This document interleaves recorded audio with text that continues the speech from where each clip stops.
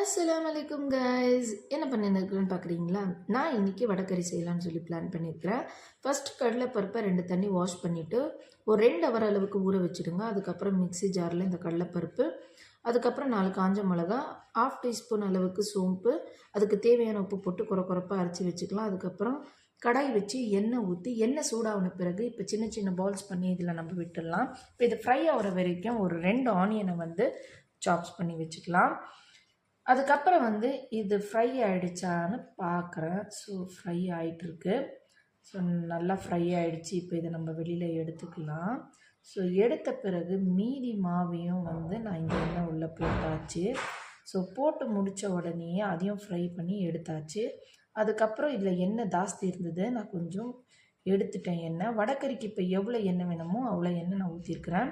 அதுக்கப்புறம் லவங்கு, பட்டை, ஏலக்காய், சோம்பு, ஒரு பலாவ் இலை, கொஞ்சமாக கருவேப்பிலை போட்டு பொரிஞ்ச பிறகு கட் பண்ணியிருக்கிற வெங்காயத்தை இதில் நம்ம போட்டுக்கலாம். இது நல்லா பொன்னிறமாக ஆகிற வரைக்கும் இப்போ மிக்சர் ஜாரில் கொஞ்சமாக தேங்காயும் 1 ஸ்பூன் வறுத்த கசகசா போட்டு பேஸ்ட் பண்ணிக்கலாம். ஸோ இப்போ பொன்னிறமாக வெங்காயம் ஆகிடுச்சு. அதுக்கப்புறம் கொஞ்சமாக புதினா, அதுக்கப்புறம் ஒரு 3 பச்சை மிளகா, ஒரு மீடியம் சைஸ் அளவுக்கு தக்காளி, இதை வதக்கி விட்டுடலாம். ஸோ வதக்கின பிறகு இப்போ 1 ஸ்பூன் அளவுக்கு இஞ்சி பூண்டு பேஸ்ட்டு, அதுக்கப்புறம் மஞ்சத்தூள், 1 1/2 ஸ்பூன் அளவுக்கு மிளகாய்த்தூள், மல்லித்தூள், கரம் மசாலா, இது அத்தனையும் போட்டு இந்த எண்ணெயிலேயே வதக்கிக்கலாம். ஸோ வதக்கி விட்ட பிறகு இப்போ தேங்காயும் கசகசை போட்டு நம்ம அரைச்சி வச்சோம் இல்லையா, அந்த பேஸ்ட் இதில் போட்டு இதையும் நம்ம வதக்கி விட்டுக்கலாம். அதுக்கப்புறம் இதுக்கு தண்ணி ஊற்றணும். ஸோ மிக்சர் ஜாரில் இருந்த தண்ணியை நான் ஊற்றிருக்கிறேன். அதுக்கப்புறம் தேவையான உப்பு போட்டுட்டு இந்த தண்ணி கொதிக்கிற வரைக்கும் இந்த வடையெல்லாம் 1 2 ஒடிச்சிக்கலாம். ஒடிச்சாச்சு, தண்ணியும் கொச்சாயிடுச்சு. இப்போ இந்த வடையை இதில் நம்ம போட்டுக்கலாம். ஸோ போட்டு இருக்கிறோம். இப்போ மிக்ஸ் பண்ணி இப்போ இந்த தண்ணி வத்துற வரைக்கும் கொஞ்சம் மூடி வைக்கலாம். ஸோ கரெக்டான பதத்துக்கு வந்துடுச்சு வடைக்கறி. பார்க்கவே நல்லாயிருக்கு, கமகமன் வாசனையும் இருக்குது. இப்போ இதுக்கு நம்ம கொத்தமல்லியும் போட்டாச்சு.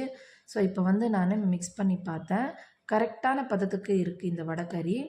இது நம்ம சென்னை ஸ்பெஷல். இது ரொம்ப நல்லாயிருக்கும் வடைக்கறி. இதை நம்ம இட்லி, தோசை, பரோட்டா இது எல்லாத்துக்குமே நம்ம சாப்பிடலாம். ரொம்ப டேஸ்ட்டாக இருக்கும் இந்த வடைக்கறி. உங்கள் வீட்டில் நீங்களும் ட்ரை பண்ணி பாருங்கள். நல்லா இருந்ததுன்னா லைக் கொடுங்க அண்டு கமெண்ட் பண்ணுங்கள். அதுக்கப்புறம் இதை பார்த்துட்டே இருந்தால் வேலைக்கு ஆகாது. இப்போ உடனே நான் இதுக்கு தோசை போட்டு சாப்பிட்லன்னு சொல்லிவிட்டு தோசை ஊற்றியாச்சு. அதுக்கப்புறம் தோசை தேய்ச்சிட்டு இருக்கிறேன். இப்போ நான் எண்ணெய் விட்டாச்சு தோசைக்கு. அதுக்கப்புறம் சிஸ்வான் இருந்தது, அதையும் போட்டு கொஞ்சமாக நான் இதை ஸ்ப்ரெட் பண்ணியிருக்கிறேன். ஸோ ஸ்ப்ரெட் பண்ணியாச்சு. மொறுன்னு தோசையும் ரெடி ஆகிடுச்சு. சரி, இப்போ இதை நம்ம எப்படியாவது சாப்பிட்டு முடிச்சிடலாப்பா. வாவ், சூப்பராக இருக்குப்பா. இது எப்படி இருக்குன்னு டேஸ்ட் பண்ணலாம்.